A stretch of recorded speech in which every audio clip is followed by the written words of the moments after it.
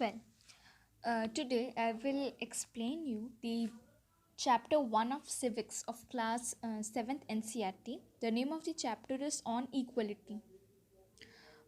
Whenever we hear the word equality, uh, whatever comes in our mind is about equal rights or equal opportunities which we are getting in our society. Either we are getting or where our equality have been interfered with someone else. So, in a country like India, India is a democratic country, which means that in India, we, the people, elect our ministers or representative and they govern us. So, indirectly, we, the people, govern ourselves. Equality is the soul of Indian democracy. It influences its functioning in all the aspects. In this chapter, we will study about equality, why it is and why it is important in a democracy and whether or not everyone in India is equal or not. The first topic of this chapter is equal rights to vote. Uh, Whenever we are talking about equal rights to vote, a word that is very relevant and which each one of us should know, should be acquainted with, is universal adult franchising, a very important feature of democracy. The concept of universal adult franchising is based on the idea of political equality. Every adult has one vote, irrespective of his or her caste or religion. No differences are made between rich and poor, educated and uneducated. So, this is guided with a case on the first chapter uh, of Kanta Devi, who is a domestic worker who lives in a slum. So the situation is such that she went to cast a vote, and they all are standing in a voting line where she is standing along with others, where one is his uh, d- um, friend, another domestic worker, an artist, housewife, government officer, media person, or unemployed industrialist, and even the person in whose home Kanda Devi works. So here our NCRT has trying to put a scenario that everyone is equal on the aspect of voting. Everyone has the universal adult franchisee and everyone has the right to vote irrespective of his occupation, of his caste, of his religion, of his economic background, whether the person is educated or uneducated. Okay, so the next topic which comes is the forms of inequality. Equality is not just right to vote. Students have to understand that equality is not just right to vote. There are many people who are living and working conditions are far from equal. Okay. Apart from being poor, people in India experience inequality in various ways. Why, if anybody asks the question why we are experiencing inequality, the simple question is because of the deep rooted caste system. Caste system is one of the examples of inequality present in our country. People in the rural India experience it from a very young age, maybe just after birth, and some urban Indians think that people have stopped believing in the concept of caste system, which is not correct. Religion is another factor on the basis of which people discriminate and treat people unequally. So, this is supplemented with two cases. The first is of a very famous writer, Mr. Om Prakash Valmiki. Jodhan is an autobiography written by the famous author Om Prakash ji, who was Dalit writer. And his autobiography, he's talking about the experiences he had during his growing years as a Dalit boy. He was being treated unequally by his teachers and students. He was made to sweep the complete school ground, and even he was not allowed to drink water from the nearby wells and had to sit on the floors and many cruelties The second case is of Ansaris. Ansaris were Muslim and they were being treated unequally. Many people refused to rent them a flat because of their different religion. They were also exploited. Now, the next subtopic which I would like to take up is recognizing dignity. The caste, religion, uh, background, and gender are often the things which discriminate why people are treated unequally. Treating people unequally hurts their dignity, and this had to be understood. Now, we come to the third topic, equality in Indian democracy. Indian democracy. Indian democracy brings the word constitution in our mind. Constitution is a written document. It contains fundamental principle which every state of India has to follow. The Constitution of India considers every person as equal. Equality in Indian democracy is ensured by recognizing each and every individual in the country as equal, no matter to which caste, religion, tribe, educational, and economic background they belong.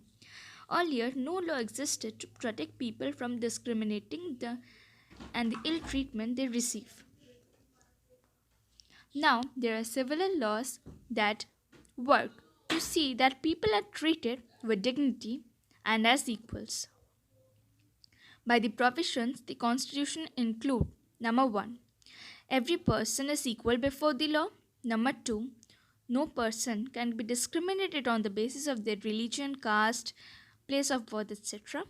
Every person has a permission to use public places. An abolition of untouchability. Very important. Government initiatives. The next subtopic. Government has efforts to implement equality through laws and by implementing programs and schemes to help disadvantaged communities. Various schemes have been launched to improve lives of individuals, to treat them equally, and to provide opportunities for a better future. The midday meal scheme was introduced in the government elementary school in order to provide children with cooked meal.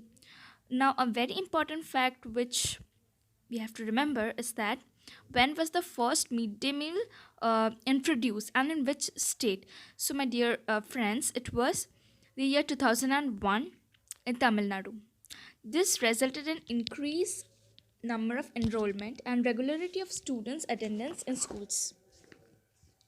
The second subtopic, the role of the people in establishing equality. Well, indeed, people has a very huge role to play.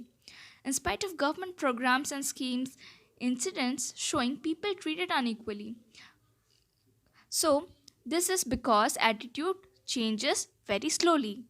Total equality can be established when people bring to belief that no one is inferior and every person deserves to be treated equally.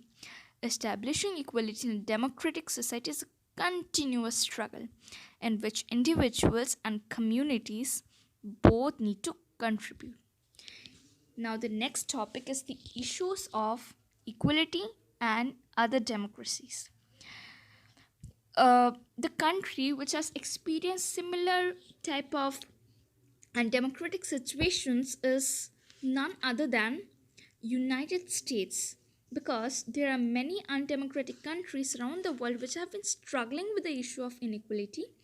In United States of America, due to the African American talk about inequality faced by their ancestors, which comes to our mind is the civil rights movement which took place in the late 1950s. Was a movement just to outrage their inequality, to give equal rights to African American. The Civil Rights Act of 1964 prohibited discrimination on the basis of race, religion, and national origin. Well, the civil rights movement is a very important issue to be remembered, and due to the civil rights movement, what came into being is the Civil Rights Act of 1964, uh, which is similar to our constitution, which gives every people equality. But as a matter of fact, despite being given the rights, African American continue to be among the poorest in the countries. Now, the next topic is challenges of democracy. No country can be described as a fully democratic. I repeat, no country can be described as fully democratic. There cannot be. Individuals and communities are always trying to expand the idea of democracy. What is democracy today, what the idea of democracy is today, may not be the same after 100 or 1000 years. It may change, depending upon the situation, on the ruler, and about the mindset of the people. So, based on new issues and demanding greater recognition of equality, the struggle for recognition of every individual as equal and the dignity is to be maintained. Okay. The second term is Dalit. Dalit literally means it's broken.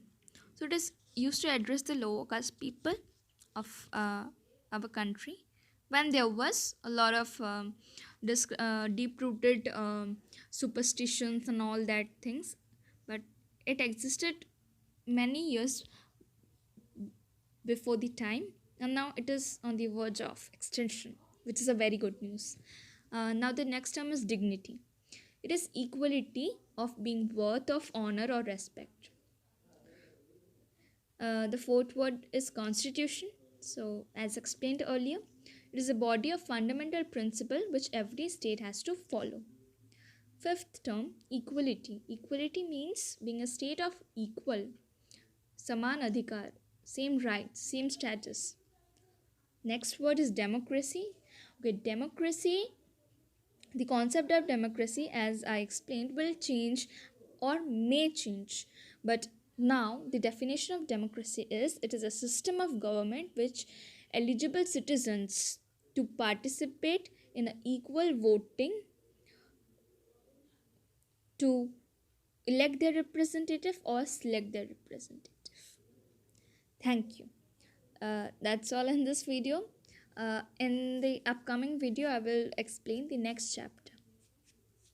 Thank you. Till then, be safe, be calm, and keep studying.